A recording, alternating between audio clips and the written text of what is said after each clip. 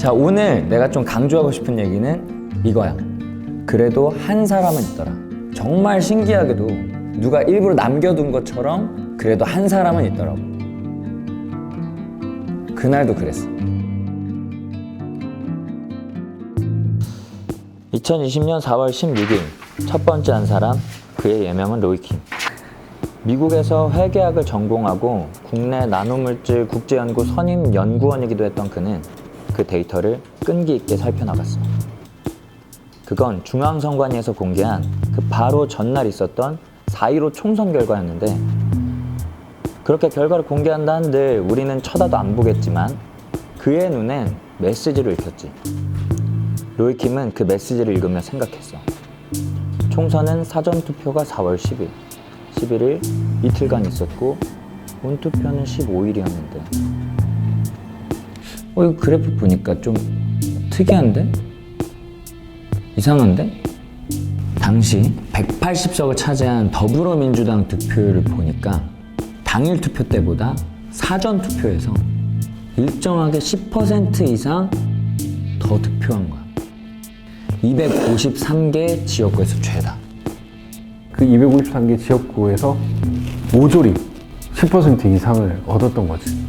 이건 분명 이상하다, 자연스럽지 않다. 그 친구한테는 그게 보였나 봐. 그는 이 자연스럽지 않은 그래프에 비중값이라는 개념을 적용해. 그게 신의 한 수였지. 비중값? 그게 왜 신의 한 수예요?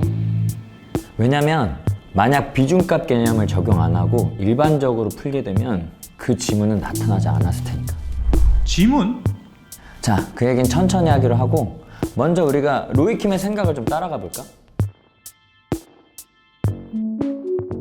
아, 이게 아까 그 그래프예요? 21대 총선. 근데 어떤 부분이 이상하다는 거예요? 이건 4.15 총선에서 더불어민주당의 사전 득표율과 당일 득표율의 비중 그래프야. 근데 말도 안 되게 딱 한 지점에서 겹친단 말이야. 보니까 여기가 더불어민주당이 당일 득표율 50%를 얻는 자리야. 50% 이상이니까 여기는 무조건 당선되는 지역들인 거지. 그리고 이쪽은 완전 반대지. 자, 이게 무슨 말이냐? 평소 민주당의 지지율이 낮았던 선거구들이 이상하게 4.15 총선 때는 사전투표에서 다 민주당을 찍고, 당선이 확실한 선거구들은 다들 당일 투표 때 가서 민주당을 뽑았다는 얘기야. 이상하지? 절대 있을 수가 없는 그래프야. 그래요? 아 근데 이거 몰릴 수도 있잖아요. 그럼 어떻게 돼야 정상인데요? 자, 다음 거 보자. 이건 2016년 20대 총선 때 더불어민주당이 얻은 각 지역구 비중값이야. 2016년 총선에서는 사전이나 당일이나 민주당을 투표한 비중이 거의 같지. 교점이 여러 개잖아. 이게 정상이라는 거야. 근데 4.15 총선 때는 사전 투표한 사람들은 거의 다 민주당을 찍었다는 얘기야. 그것도 지지율 낮은 데서.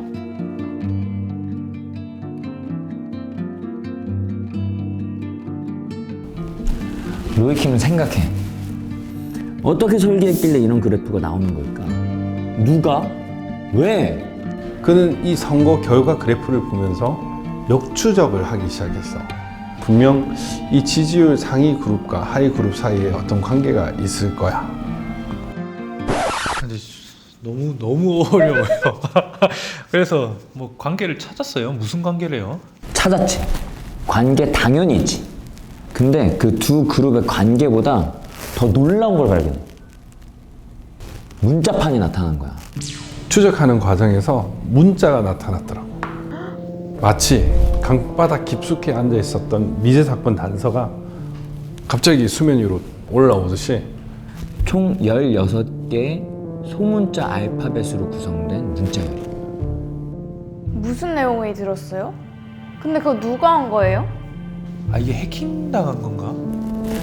아니, 해킹은 아니야. 해커라면 자기 흔적만 남기고 가는 게 목적이라면 선거 득표율을 인위적으로 제어해둔 그 시스템을 망쳐버렸겠지.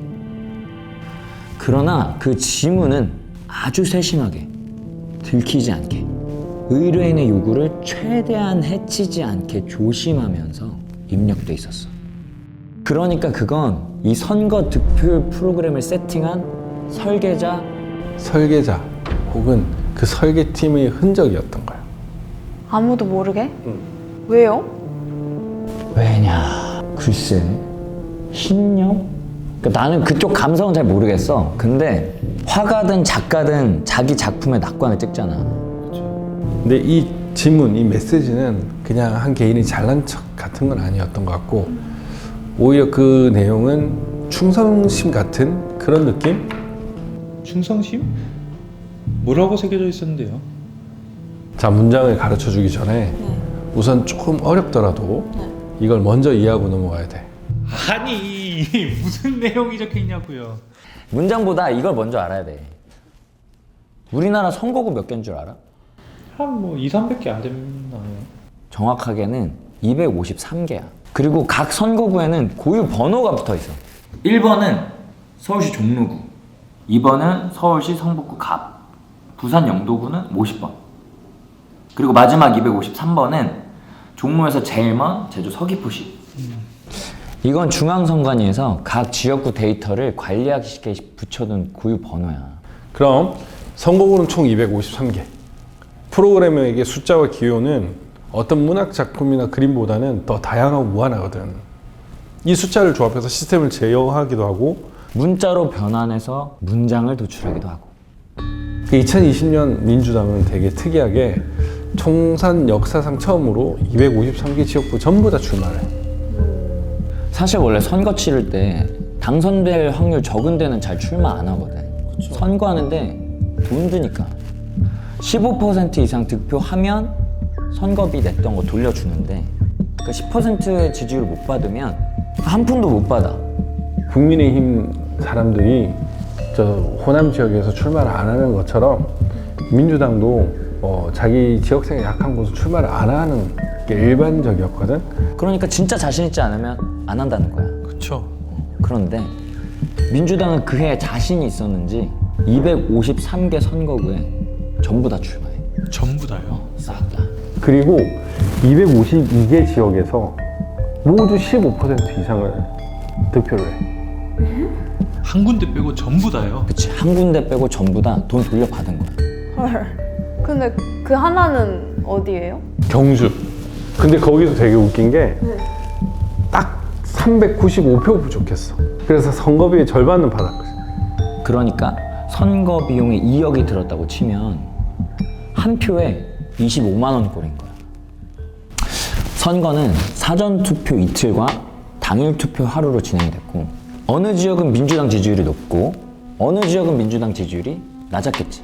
어디는 사전 투표율이 높고 어디는 당일 투표율이 더 높을 거야.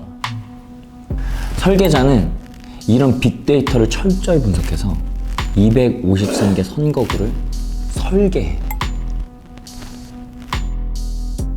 어느 선거구에 표를 얼마나 더 얹어야 이길 수 있는지, 또 어떻게 배분을 해야 조작한 티가 덜 날지 미리 철저히 계산을 하는 거지. 게다가 이 설계자는 여기에 넣고 싶었던 문장이 있었어. 그 지문. 더 디테일한 과정이 필요했던 거지. 문장 넣다가 망하면 안 되니까. 그래서 굳이 2단계나 더 거쳐서 지문을 새겨 넣은 거야. 그런데 로이킴이라는 어느 청년이 이거 좀 이상한데? 하고 역추적해 가다가 그 설계자의 지문을 발견한 거야. 발견한 문장이 그 16자가 바로 로이킴이 발표한 그 문장은 Follow the Party였어. 팔로우 더 파티? Follow the Party. 당을 따르라. 영메이컨 땅쪽. 영원히 당을 따르라. 이 뜻이야. 당이요? 공산당 보호야. 아.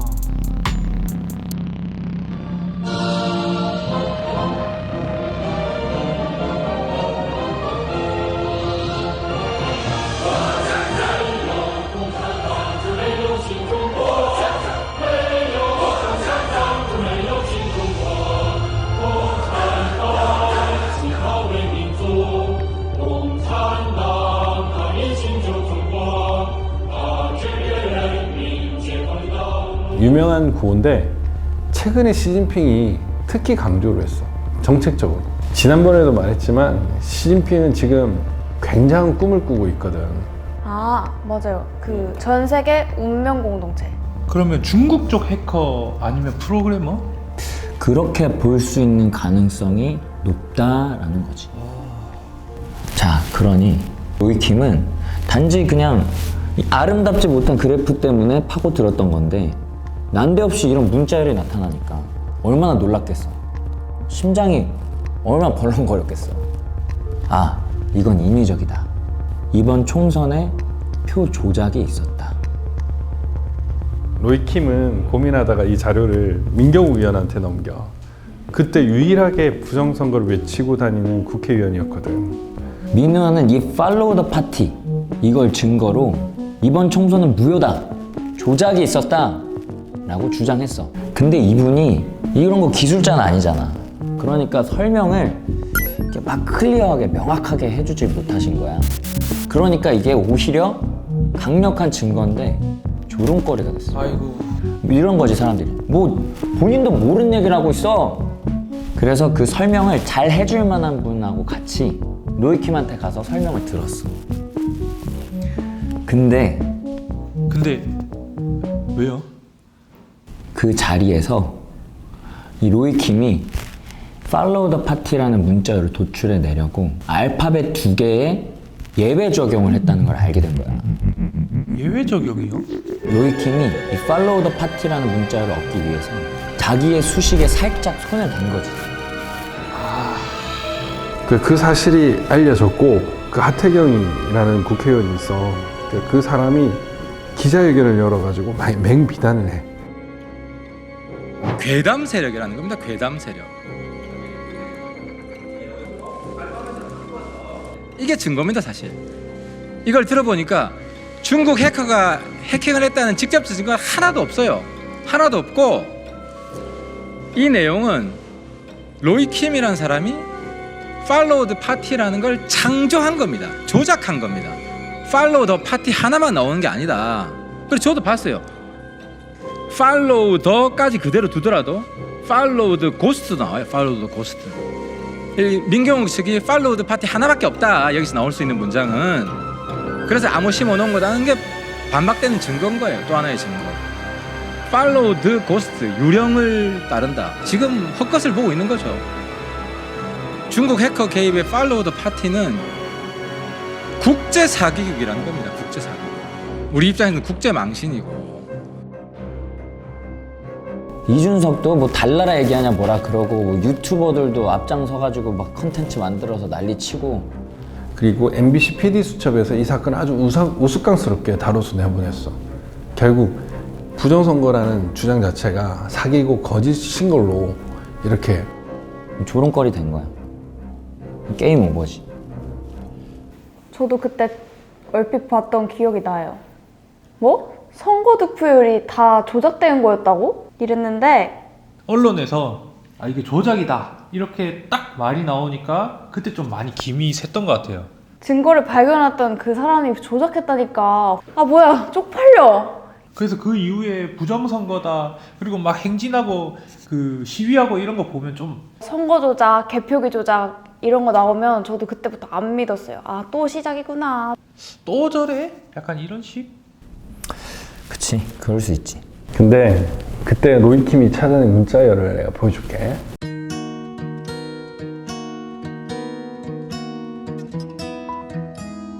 아 진짜 팔로우 더 파티가 아니네요.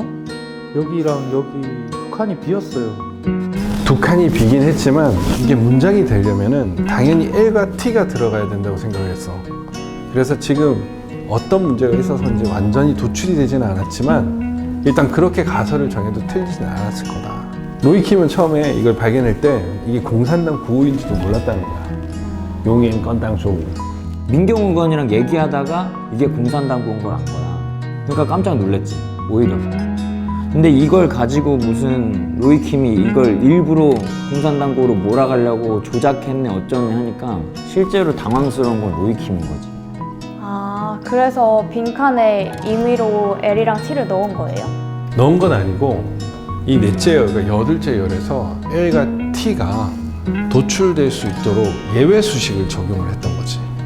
아, 이해가 되기도 하는데 뭐랄까 좀 실망스러운 게 조금은 있는 것 같아요. 좀 다 완벽하게 다 밝혀내고 좀 이거를 발표했으면은. 맞아. 그랬으면 좋았는데 근데 이건 사실 어떤 프로그램이 어떻게 수식화됐는지 밝혀내는 과정이지 X값은 얼마 이렇게 정답을 찾아내는 과정은 아니니까. 무슨 말이냐면은 프로그램을 역추적하다가 16개의 문자열을 찾아냈어. 그 중에 빈칸까지 14개를 발견한 거란 말이야. 근데 나머지 두 문자를 유추하여 문자열을 도출했다. 여기까지도 충분히 유의미한 과정이거든. 사실 문자열이 이렇게 눈에 나타나는 것만으로도 되게 신기한 일이야. 자, 기운을 내자. 아까 내가 시작할 때 한 말 기억나? 한 사람은 있더라. 맞아. 한 사람. 정말 예외 없이 언제나 한 사람은 있다. 정의는 그렇게 하늘 외면을 받지 않는다. 뭐예요? 아직 끝난 게 아니었어요? 아니야. 끝이 아니야. 그 뒷이야기가 더 있어. 로이킴이 사실 누군지는 잘 몰랐어요. 그래서 그 사람이 그럴 이유가 뭐가 있나, 뭐가 아쉬워서 그렇게 생각했죠. 어디서 착오가 있었겠지 그랬죠. 근데 그때 마침 제가 그 수주하려고 했던 계약 하나가 갑자기 취소가 되면서 시간이 남게 됐죠. 그래서 로이킴의 로직을 찬찬히 따라가 봤어요. 그랬더니 70%는 맞는 거예요. 비중값을 적용한 것도 탁월했고 아주 머리가 비상한 친구였어요. 근데 30%는 분명 이제 오류가 있어요. 이럴 때 저와 같이 그 실제로 이제 설계를 하고 시스템을 개발해 본 전문가는 딱 알죠. 아, 이건 설계자가 처음에 계획했던 대로 실행이 안 된 거다. 뭔가 돌발 상황이 생긴 거다. 바로 아는 거죠. 자, 돌발 상황. 이렇게 꼼꼼히 여러 단계 최적화 과정까지 거쳐가면서 설계를 했는데 설계자가 미처 생각지도 못했던 그 돌발 상황은 대체 뭐였을까? 그것만 찾아내면 이 문자열을 완성할 수 있다. 장용호 프로그램은 그렇게 생각했던 거예요. 그래서 결국 찾았어요? 뭐 찾았으니까 지금 얘기해 주시는 거겠죠? 아닌가? 2020년 4월 15일 총선 당일 충남 부여군 옥산면 개표소. 사전선거 투표용지 415장을 지금 막 전자개표기로 개표를 끝낸 참이었어. 결과는 1번 후보 180표, 2번 후보 80표. 역시나 1번 후보의 승리였지. 그런데 이때 현장에서 지켜보던 참관인들이 항의를 해. 이상해요. 앞만 봐도 이거 100표씩 차이가 나. 그 투표지 좀 같이 좀 봅시다. 그 기계가 너무 빨라가지고 순식간에 지나가니까 잘 못 보서. 개표 참관인들이 거센 항의를 하니까 선관위 직원들은 할 수 없이 개표한 투표지를 확인시켜줘. 근데 얼핏 봐도 2번 후보를 찍은 투표지가 굉장히 많이 1번 쪽으로 가 있는 거야. 이게 뭐예요? 재고표에 이렇게 한 거야. 그래가지고 결국 다시 재개표를 하기 시작했어. 아, 그럼 수개표로요? 아니, 다시 자동 개표기로. 엥? 그러면 결과도 똑같지 않나? 그치, 똑같을 것 같지? 그쵸. 근데 여기 신의 한 수가 있었어. 선관위 직원이 그때 그 투개표기를 껐다 켜. 개표기에 전원이 들어오고 재개표를 했어. 어떻게 됐을까? 아까 1번 후보가 몇 표라 그랬지? 1번이 180표, 2번이 80표, 둘이 총 100표 차이. 그런데 재개표 결과 1번 159표, 2번 170표. 2번 후보 승리했던 거지. 개표기가 그렇게나 정확하다고 했던 개표기가 잘못 분류한 표가 90장이나 있었던 거야. 말이 돼? 말이 안 되잖아. 그게 진짜 말이 돼요? 이거다. 이거다. 장용호 씨가 이 뉴스를 보고 무릎을 쳤어. 아, 이 사건을 로이킴이 몰랐을 수 있겠다. 로이킴이 팔로우 더 파티를 도출해냈던 시점엔 부여 뉴스가 보도되지 않았던 때였어요. 뉴스가 한 달 후에나 나왔거든요. 그러니까 로이킴이 그냥 선거 결과대로 적용했을 거고, 그래서 설계자가 설정한 문자들이 다 도출되지 않았구나. 그럴 수도 있겠다. 그렇게 생각을 한 거죠. 아 그러니까 로이킴은 부여 사건을 모르니까 민주당이 진 걸로 결과 배치를 해서 재개표하기 전 득표수를 적용한 것이 아니라 실제 결과를 적용했을 것이다. 그냥 발표된 대로 159, 170 이걸 한 거야. 그러면 원래대로 민주당이 이기기로 계획했던 대로 설계자가 계획했던 대로 돌리면 팔로우더 파티가 나올 수도 있겠다 생각을 한 거지. 되게 소름 돋네요, 이거. 그게 설계자가 몰랐던 돌발 상황이었던 거네요. 맞아. 거기 말고도 부여의 다른 개표소에서도 참관인들 항의로 몇십 장씩 결과가 바뀌었거든.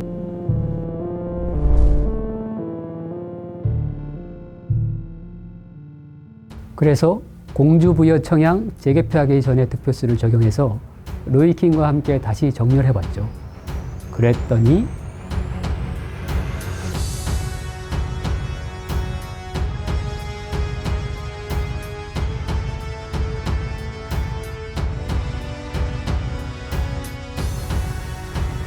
와, 소름!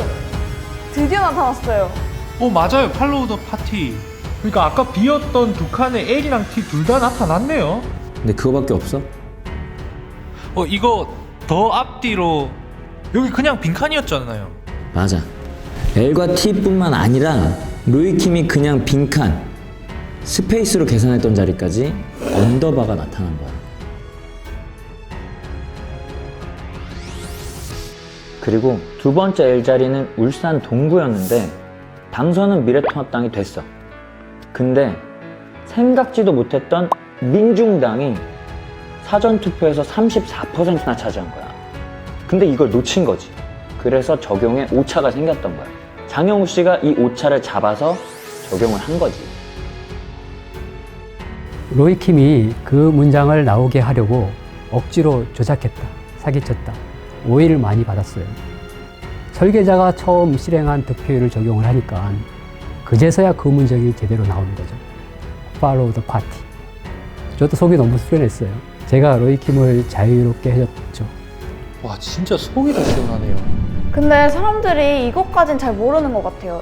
다시 증명했던 거. 지금의 이야기는 뒷이야기니까 이 이야기 다 잘 모르는 거잖아요. 근데 이거 다 조작이다, 거짓말이다 이렇게 계속 선동됐고 뉴스 나고 이랬는데 다 거짓말이라고 했었는데 지금 뭐래요? 글쎄, 무관심? 무대응? 근데 내 생각엔 이게 밝혀지면 자기들이 끝장날까봐 그런 거 아닐까 싶어. 진 거니까. 부정선거 맞다고 했던 사람들한테 지는 꼴이 되니까 그러는 건가? 뭐 중국이 무서워서 이걸 계속 덮고 있는 건가? 사람들은 금방 있잖아. 언론도 계속 죽여버렸고 그냥 부정선거 관련 음모론이었다, 가짜 뉴스랜다 이렇게 치부를 했지. 근데 좀 많이 억울할 것 같아요, 이것 좀. 억울하지. 가짜뉴스다, 뭐다, 음모론이다 이렇게 얘기해버리고 다 잊어버렸는데. 그럼 다시 알려야죠, 이거. 맞아. 우리가 또 그런 건 있잖아. 잘못된 거 있으면 밝혀야겠다는 의지, 의분, 근성 이런 거 있잖아. 이게 또 대한민국의 저력이. 인코스가 막히면 그렇지. 아웃코스로 끌고 간다. 분노하라. 창조적으로. 근데 진짜 얘기하셨던 것처럼 딱 어떤 때에 맞게 한 사람이 나타나는 것 같아요. 그 부여 사건이 보도된 신문 있잖아. 그것도 그 많은 매체 중에 딱 한 군데서 보도했어. 그분도 딱 그 한 사람이신 거네요? 그치. 압박 중에서도 쓴 거지. 꼭 한 사람이 있었고 그 타이밍이 또 있었던 거야. 많으면 좋겠지만 한 사람, 또 그 순간 용기 있는 한 사람이 있으면 악을 밝힐 수가 있고 악을 무찌를 수가 있다고 생각해.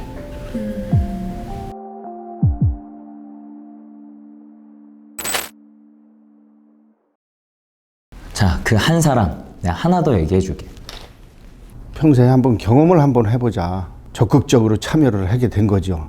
구리시 투개표 현장이라 그래야 되나? 사전 투표, 본 투표, 투표하고 나면은 나머지 과정을 어떻게 또 전달을 되는 과정인가 이것까지 해서 투표 마감하면 옮기는 게 있잖아요. 선거에 할 수 있는 거는 다 참석하게 된 거지, 지원해가지고. 뭐 거기에 좀 의혹이나 의심이 가는 거는 자기네한테 신고해달라는 거 아니겠어요? 그게 저희 담당이잖아요. 그러니까 외부 침입 못하게끔 이렇게 해서 굉장히 철저한지 알고 그게 잘하는구나 이렇게 생각을 했던 거죠. 그런데 공직선거법 181조 9항 개표 참관인은 어떤 상황에도 사진 촬영, 전화, 기타 어떤 통신기기를 활용해서라도 이상한 것이 있으면 증거를 확보하여 외부에 알리라고 돼 있어. 촬영권은 보장되어 있거든. 그 이종원이라는 분도 그렇게 교육을 받았지. 뭐 성실한 분이셨던 것 같아. 배운 대로, 곧대로 성실한 대한민국 국민. 투표 마감인 6시. 구리시 53개 투표소에서 마감된 것들이 막 들어오기 시작해. 근데 신기한 게 알 수 없는 것, 커다란 검은 가방들이 저 체력 단련실로 간 거야.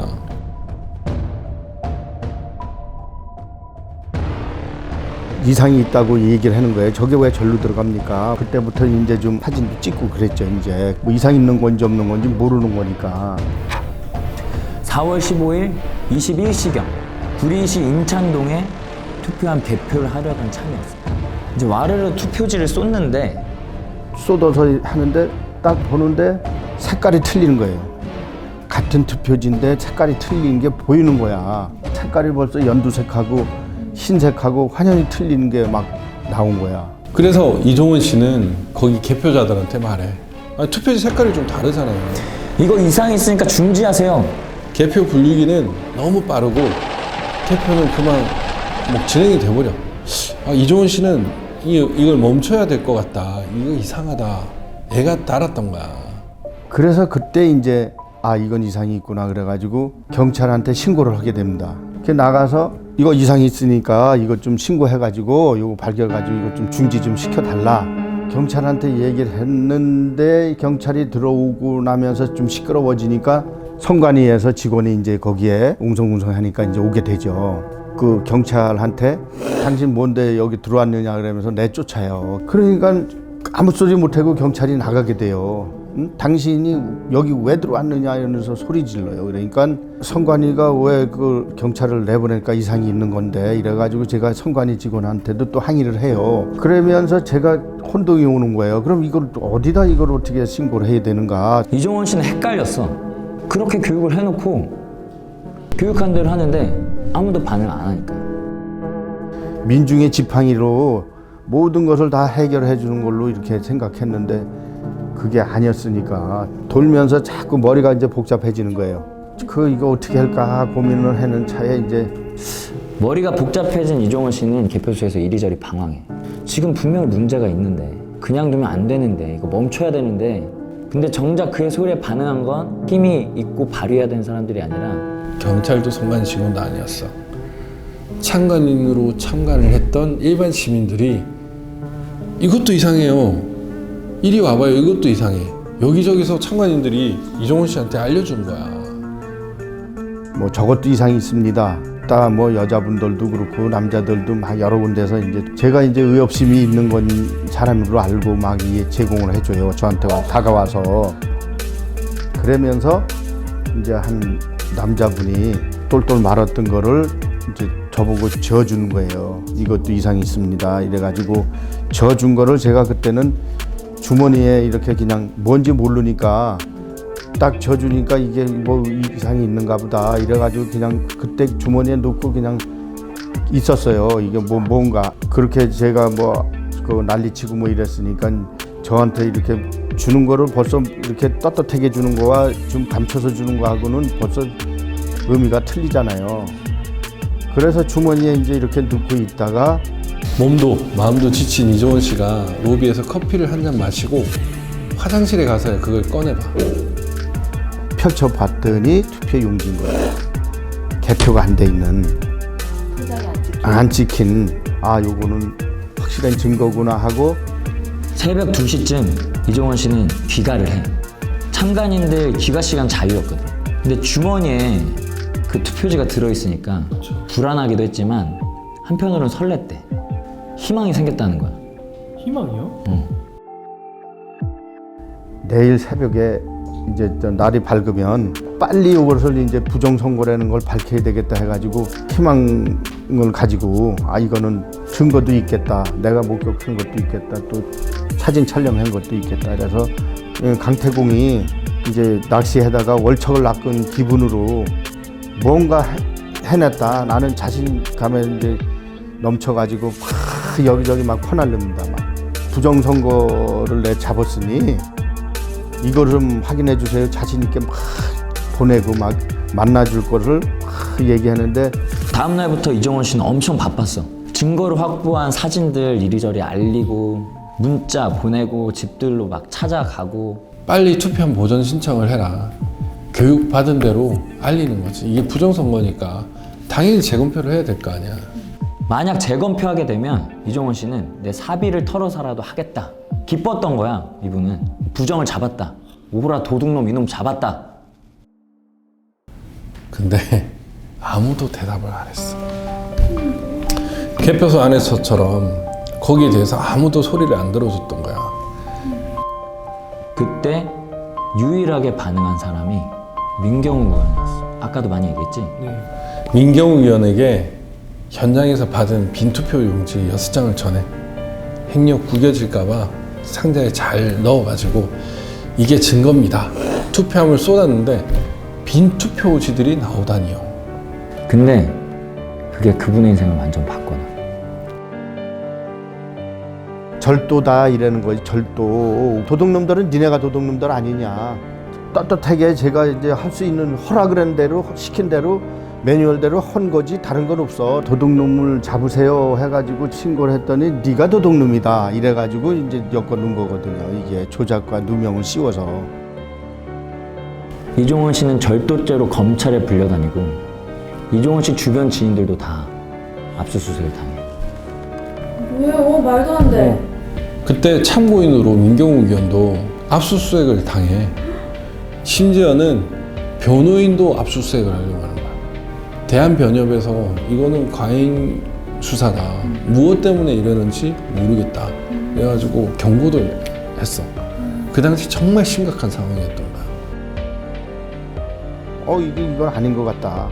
이거는 제가 이거 구리 선관위에서 이거는 제가 가지고 나와서 민경욱 의원께 전달한 겁니다 하고 만천하에 하늘도 알고 땅도 알게끔 이렇게 기자회견까지 했는데도 선배 한 사람하고 또 그 시민단체 대표 또 이제 종교 지도자 목사님도 계세요. 그런 분들한테 압수수색을 해요. 그래가지고 자주 만났다는 이유로 공범관계가 아닌가 해가지고 이 사람들 멀쩡한 사람들 대결 새벽 7시에 가서 11시 그러니까 23시까지 달달 볶으면서 그 압수수색을 하는 거예요. 제가 이제 평생에 이제 그분들한테 이제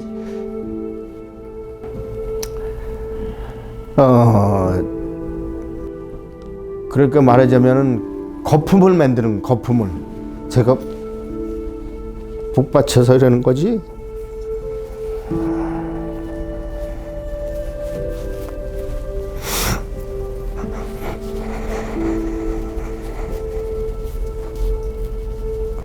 그렇게 난리를 치고 호두가 떨고 그래서 하여튼 수사 자료가 제에 대한 게 10만 페이지랍니다. 10만 페이지. 10만 페이지? 예, 10만 페이지. 10만 페이지를 거품을 만들어요. 그게 그렇게 할 필요가 없잖아요. 간단하지 않습니까? 어떻게 하든지 민경욱 의원하고 또 제 주변하고 사전에 모의가 있어서 계획적으로 사회를 혼란시키고 야기시켰다는 이런 명분을 만들려고. 이종원 씨는 그 당시 변호사와 상담을 했어. 가서 당당히 조사를 받으세요. 3시간만 고생하면 될 겁니다. 그렇게 변호사가 상담을 해줬대. 이게 뭐 죄가 됩니까? 어려운 일을 한 건데 사실 공익죄 보였거든. 그래서 변호사 말만 믿고 가벼운 마음으로 갔는데 그렇게 가볍게 갔는데 18개월을 선고받아. 실형 18개월. 그때부터 바로 독방 8개월. 서신 연락 같은 것도 할 수가 없었어. 정치범으로 잡혀서 들어간 거라서 유시찰이었거든. 아무것도 못했어. 그건 아니죠. 어디 뭐 몰래 들어가서 훔쳐온 것도 아니고. 부정선거에 대한 증거물 확보 때문에 가지고 나온 거잖아요. 검사를 받으면서 죄목이 점점 더해져. 분명 개표 현장에서 누가 이종원 씨한테 은밀하게 투표지를 줬잖아. 그렇죠. 근데 그 정체불명의 가방대 집어넣었던 그 체력 단련식 기억해? 네네. 그 이종원 씨가 거기에 몰래 들어가서 가방을 열고 그 안에 봉지를 뜯고 거기서 6장을 절취를 했다고. 에? 그렇게 공소사실이 적은 거야. 그거 아니잖아요. 그래. 근데 가방에서 이종원 씨 DNA까지 검출이 됐다는 거지. DNA? 제가 이제 그 조사 받을 때 구강 채취 옹해느냐 해서 하라고 그래갖고 구강 채취를 했어요. 얼마든지 하라고. 침에서 나오는 DNA와 또 땀이 흘려서 손에서 나왔으면 손에서 나오는 DNA가 번호가 틀리다는 거예요. 그런데 검찰에서 주장하는 것은 저 입엔 구강 채취했다는 DNA와 손에서 이 봉투 찢었을 때에 나왔던 DNA가 같다는 거야. 그러면은 니네가 그거 묻혔네. 내 거 갖다가 거기다 발라가지고 이거 크게 시키려고 조작을 했네. 저는 이렇게 항변할 수밖에 없어요. 또 저 실물이 지금 보관돼 있으니까 만천하에 드러나고 불에 탔대 또 그게. 예예. 그 봉투만. 그 정말 그 봉투가 불에 탄 것도 되게 재밌는 게 봉투가 어디서 불이 탔냐면 대검의 포렌식 센터에서 불이 탄 거야. 대검찰청에 화재 사고가 난 거라. 그래서 잠깐 불이 났다가 꺼졌는데 그 봉투만 불에 탄 거야. 그 봉투만 불에 탔다고요? DNA가 검출됐는데? 말이 돼 이게? 아 진짜 너무 답답해요. 그러면 그분은 어떻게 됐어요? 얼마 전에 1년 6개월 다 채우시고 출소하셨어요. 그 선거 투개표 참관인 경험상을 질환했다가 또 교육받은 대로 또 성실하고 진실을 밝히려고 최선을 다한 죄로 전과자가 됐고 구속을 됐던 거야. 와. 명예회복을 하고 싶은 거죠. 그런 게 억울한 거죠. 제가. 그 안에서 고통은 말도 못하죠.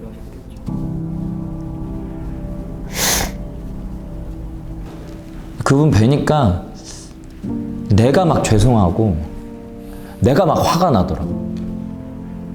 이게 말이 되나 싶고. 그래서 어르신 찾아가서 여쭤봤어. 어르신 출소하셨는데 또 선거네요. 마음이 좀 어떠세요?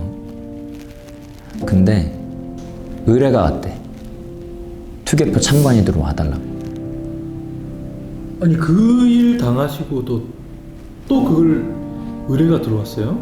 진짜 두 번 다시 그렇게 하고 싶지 않을 것 같아요. 요번에 투개표 참관인에 추천해서 올릴 테니 좀 맡아달라. 그래서 아유 저야 환영을 하죠. 진짜요? 예, 그 연락이 왔어요 저한테. 그 구리시에서.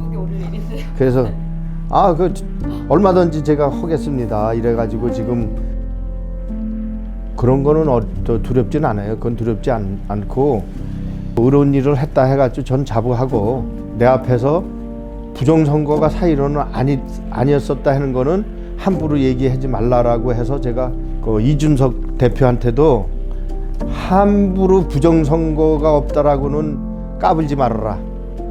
내가 산 증인이 나하고 1대1로 토론을 하자. 감옥에서도 편지 보내준 그런 내용도 다 있습니다. 그러니까 지금 나와 보니까 뭐 하태경이가 뭐 부정선거는 없었더라고 얘기했다고 했는데 부정선거 아니라는 거 함부로 얘기하지 말아라. 얼마든지 얘기해 줄 수 있는 사업하고 이걸 모를 때는 저 사람들이 이거 할 일이 없나 뭐 왜 저렇게 아스팔트 위에서 저런 짓을 하고 떠들고 있나 이랬는데 보니까 이 사람들이 괜히 나와가지고 이거 떠들고 이렇게 하는 게 고생하는 게 아니더라 해서 이제 나도 이제 좀 목소리 좀 내야 되겠다 싶은 거예요. 지인 중에 북한 인권 관련 일을 하는 분이 있는데 시중신 그 시진핑 아버지 이 사람이랑 여러 번 만났다라는 거야.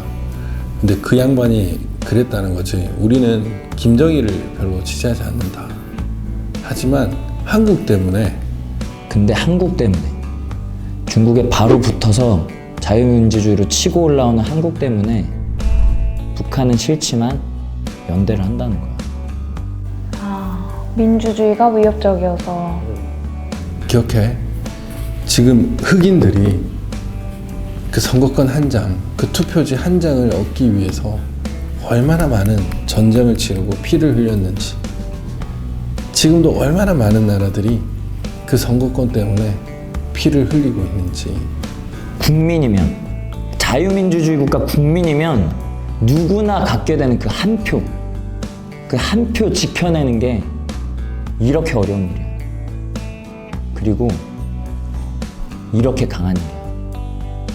공산당이 위협으로 느끼는 거야.